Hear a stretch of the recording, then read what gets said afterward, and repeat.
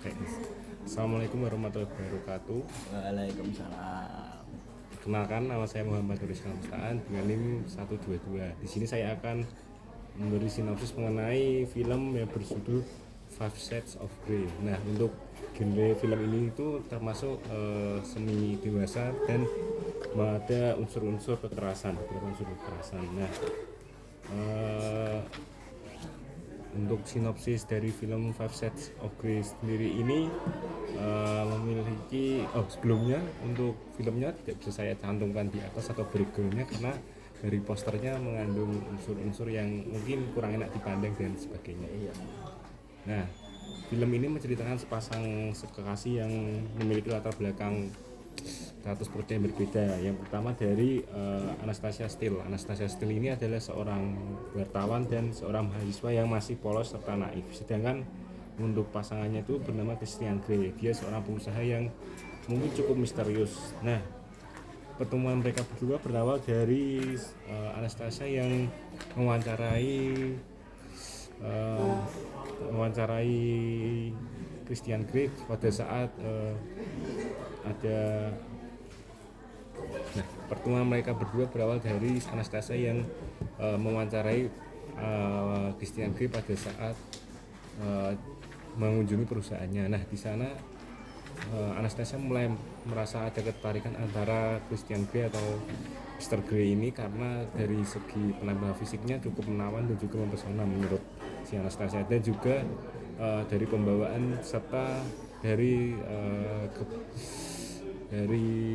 dari latar belakangnya sendiri. Nah, setelah melakukan wawancara ini, Anastasia masih ingin menggali-gali lagi mengenai informasinya Mr. Grey ini. Nah, selanjutnya ia mengajak Mr. Grey ini bertemu lagi, tapi bertemunya di restoran atau di tempat makan yang malam gitu. Nah, jadi setelah itu Mr. Grey juga mulai tertarik dengan Anastasia ini, mulai dari tanya balik seputar gimana kehidupannya si Anastasia, dan juga ingin mengajak Anastasia berjalan-jalan ke pulau pribadinya. Nah, singkat cerita, setelah mereka mendalami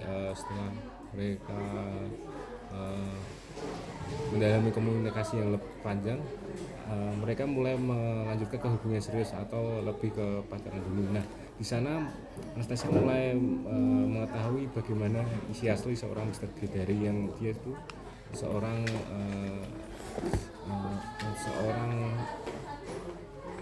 yang memiliki persepsi seks yang berbeda. Mulai dari menurut Christian Grey ini dia memiliki fantasi seks yang lebih sadisme atau lebih ke arah yang melukai ke lawannya atau temannya. Nah, di sini ada beberapa cuplikan yang membuat si Anastasia ini mengalami trauma. Nah, dari trauma itu karena Mr. Grey yang sulit mengendalikan emosinya, mulai dari seperti meluap-luap dan sulit mengendalikan nafsunya juga. Nah, di sini juga dijelaskan bahwa si Mr. Grey memiliki trauma masa kecil. Nah, latar belakangnya itu dipengaruhi oleh perilaku dan preferensinya dalam hubungan dewasa. Nah, pada waktu kecil ia sering sekali melihat orang tuanya melakukan hubungan itu, dan juga dia mempunyai pandangan ekstrim mengenai hubungan itu. Nah, ada juga kontrol dan kebutuhan dominasi. Christian Grey ini menunjukkan kebutuhan untuk mengendalikan setiap aspek kehidupan, termasuk dengan hubungannya dengan Anastasia. Nah, di sini Mr. Grey ingin mengontrol penuh mengenai Anastasia, di mana dia ingin Anastasia melakukan semua yang ia perintahkan. Lalu ada masalah dengan kedekatan emosional. Christian ini kesulitan untuk membuka diri secara emosional dan menjalin hubungan intim secara konvensional. Maksudnya dia sulit membuka diri kepada orang lain, kecuali kalau sudah ia memiliki hubungan lebih dalam atau komunikasi lebih lanjut. Lalu ada obsesi dan perilaku manipulatif. Di desain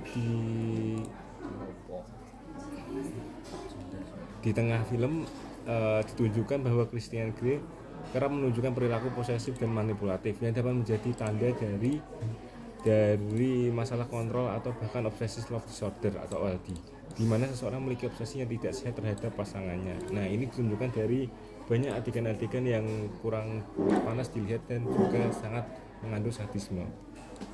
Nah, ada juga dia memiliki kecenderungan perilaku masokistik atau sadistik. Nah, yang seperti saya jelaskan tadi mengenai sadistik ini, preferensinya ini ditunjukkan dari banyak gambar-gambar dan juga alat-alat yang digunakan Mr. Denung untuk melakukan hubungan seksual kepada si Anastasia ini, dan alat-alat itu membuat si Anastasia ini tertekan. Lalu ada juga, nah selanjutnya eh, pada pertengahan film juga ada menunjukkan gimana si Christian Grey ini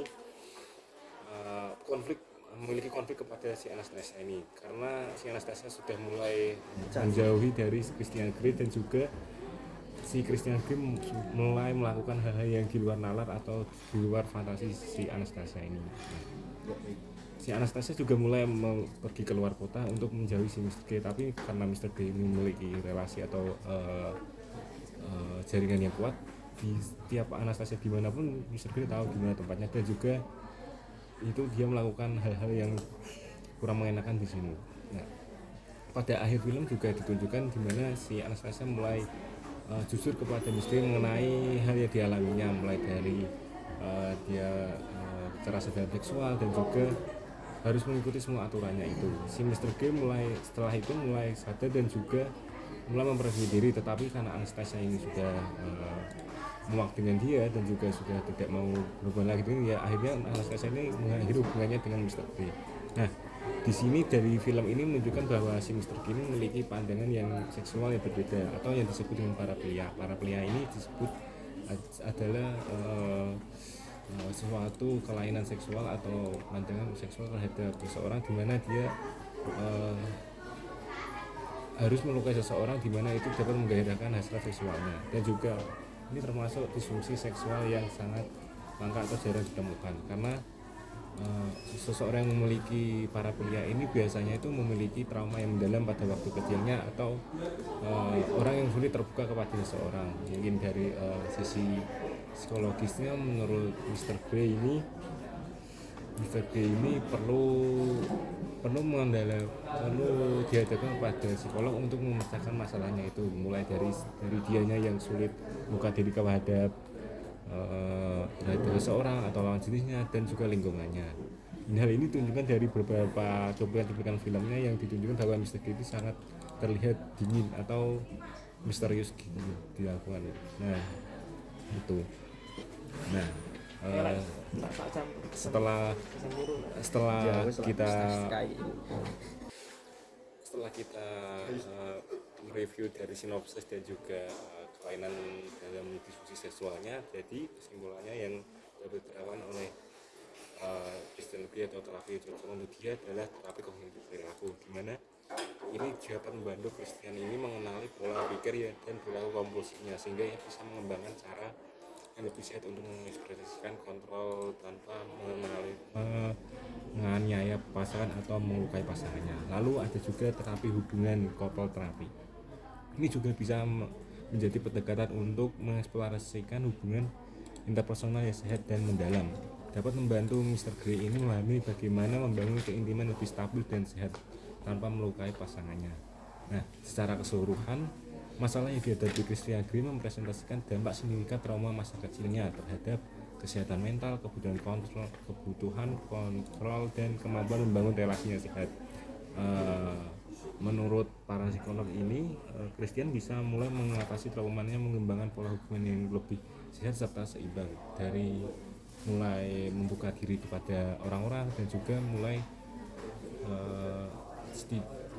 memahami bahwa disfungsi seksual ini mulai mengenai masalah yang dialami, yaitu disfungsi seksual tadi, yaitu parafilia. Nah, mungkin itu saja yang dapat saya sampaikan mengenai review film berjudul Five Shades of Grey. Nah, teman-teman yang mau nonton bisa cari di YouTube atau di Google. Nah, ini tapi sedikit disturbing teman-teman, untuk filmnya ini mengandung banyak adegan-adegan erotis dan juga banyak adegan-adegan sadisme, tidak cocok ditonton oleh keluarga maupun bersama pasangan. Jadi ya Mas Farid dan Bagas, mungkin itu saja dari saya. Kurang lebihnya mohon maaf. Assalamualaikum warahmatullahi wabarakatuh.